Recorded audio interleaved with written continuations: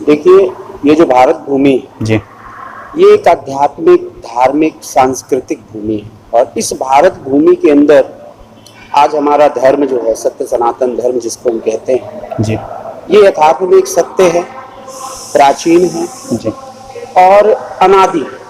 ये पहले था, अभी है और आगे भी रहेगा। इस धर्म को खत्म करना इस संसार में या तीनों लोकों में किसी के बस की बात नहीं है। परमपिता परमात्मा की कृपा से इस संसार में आप लोग यहाँ पर देख रहे हैं, कई शिवलिंग कई विद्वानों के द्वारा यहाँ पर रखे गए, जी अलग अलग शिवलिंग यहाँ पर विराजित किए गए, क्योंकि ये सत्य है और इस सत्य को परिभाषित करना ही हम लोगों का कर्तव्य है। सत्य को परिभाषित करना, सत्य को जानना और समाज को अग्रसर करना, समाज को आगे लाना कि ये समाज किसी भी तरह से, किसी भी स्थिति में, किसी भी परिस्थिति में अपने धर्म की रक्षण करने की सामर्थ्यता रखे, जी ये काम हम करते हैं। हम इस समाज को अपना उत्तरदायित्व समझाने का कार्य जो समाज को करना चाहिए। हमारा सनातन धर्म इतना कमजोर धर्म नहीं है। राजा भी राज करते थे, राजनीतियां करते थे, लेकिन ये मैं कहूंगा कि धर्म के आधार पर राजनीतियां नहीं होनी चाहिए। धर्म को एक अलग कसौटी पे कसना चाहिए और राजनीति को एक अलग कसौटी पे कसना चाहिए। मैं तो कहता हूं कि राजनीति में धर्म को जोड़ना चाहिए, धर्म में राजनीति को नहीं जोड़नी चाहिए। सब जातियां, धर्म, यही तो राजनीति का हिस्सा बनता जा रहा है। देखिए, नाना अनावश्यक तरीके से लोग जो है इसको हिस्सा बना लेते हैं जी क्योंकि हमारे यहाँ क्या है कि अगर आप कभी सत्य बोलते हैं तो सत्य हमेशा कड़वा होता है। जब इंसान सत्य बोलता है तो उसको ये कह दिया जाता है कि ये राजनीतिज्ञ है, क्योंकि हमारा धर्म सत्य कहना सिखलाता है। और उसको राजनीति से जोड़ लेना, क्यों? राजनेता का कर्म नहीं है मंदिर बनवाना, राजनेता का कर्म है मंदिर बनवाना। आप हिंदुस्तान में हैं, आप सत्य सनातन धर्म के रक्षण में हैं। आप कोई ऐसी देशों में नहीं है जहां पर हिंदुत्व नहीं है। यहाँ तो हिंदुस्तान है, हम इसका नाम है हिंदुस्तान। तो अगर कोई राजनेता आकर के मंदिर सामने से बनवाता है तो हमारे हिसाब से वो जो है कोई गलत काम नहीं कर रहा है, वो मंदिर बनवा रहा है और वो उसका राजधर्म है उसका मंदिर बनवाना। तो इसी तरह से क्या होता है कि ये राजनीति जोड़ी जाती है, क्योंकि पक्ष विपक्ष, ये राजनीति का दलदल में क्यों फंसे। हम तो समाज को जागृत करने का काम करें, समाज को उत्थान करने का काम करें। गुरुकुल पद्धतियां जो बंद हो पड़ी हैं, जो अब बिल्कुल बंद है, धर्म संघ जैसी संस्थाएं अभी भी गुरुकुल पद्धतियों को चला रही हैं, लेकिन हमारा बनारस जो है गुरुकुल पद्धति को बहुत अच्छी तरह से समेटे हुए है। कुछ और भी क्षेत्र हैं जो गुरुकुल को समेटे हुए हैं, जैसे हरिद्वार हो गया, चित्रकूट हो गया, ऐसे नाना प्रकार से कुछ जगह हैं जो गुरुकुल को समेट के रखे हुए हैं। ये तो पूरे भारत से गुरुकुल खत्म हो गया। उस पद्धति को पुनः जागृत करना, उस पद्धति में समाज को पुनः एक सही मार्ग दिखाना, ये कार्य हम समाज के लिए करें। दरअसल नेताओं को क्या कहना चाह रहे हैं और समाज को क्या संदेश देना चाह रहे हैं? देखिए, हम तो समाज को यही कहेंगे कि अपने धर्म को निष्ठुर होकर के, अपने धर्म के ऊपर स्थिर होकर के और अपने धर्म को समझने का प्रयास करें। किसी की कही हुई बातों को ना माने। अपने धर्म को जब तक आप समझेंगे नहीं, जब तक आप परखेंगे नहीं और जब तक आप उस विषय को लेखनी नहीं करेंगे, तब तक आप हमारे धर्म के बारे में आप नहीं जान सकते। हमारा धर्म ना तो अहिंसा सिखाता है, हमारा धर्म हमेशा प्यार से रहना सिखाता है, हमारा धर्म माता पिता के साथ रहना सिखाता है। आप विदेशों में देखिए, बच्चा जब एक अपनी उम्र में आ जाता है, इसके पश्चात जो है उसके माँ बाप की रिस्पॉन्सिबिलिटी इससे खत्म हो जाती है।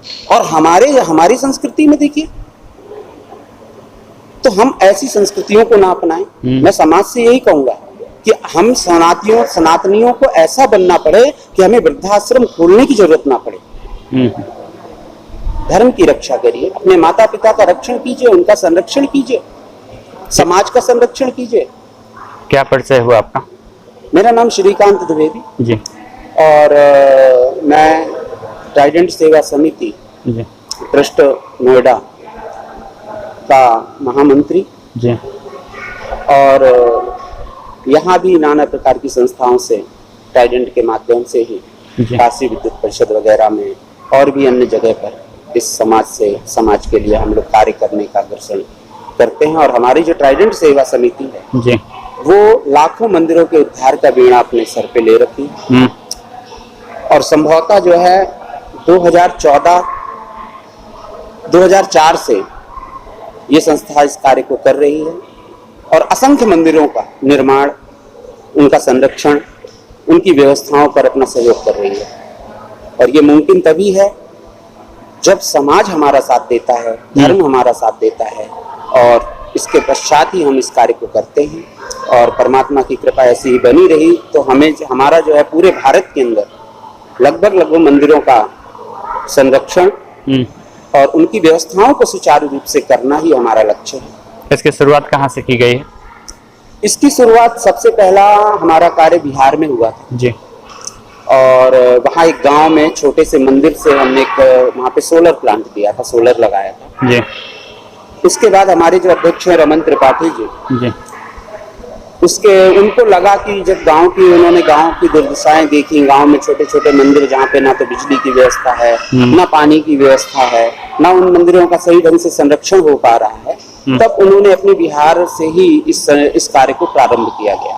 बिहार में सैकड़ों मंदिरों का इस तरह से जीर्णोद्धार और उनकी व्यवस्थाओं को सुचारू रूप से करना, ये सब कार्य हमारी संस्था रमन त्रिपाठी जी के मार्गदर्शन पर करती रही।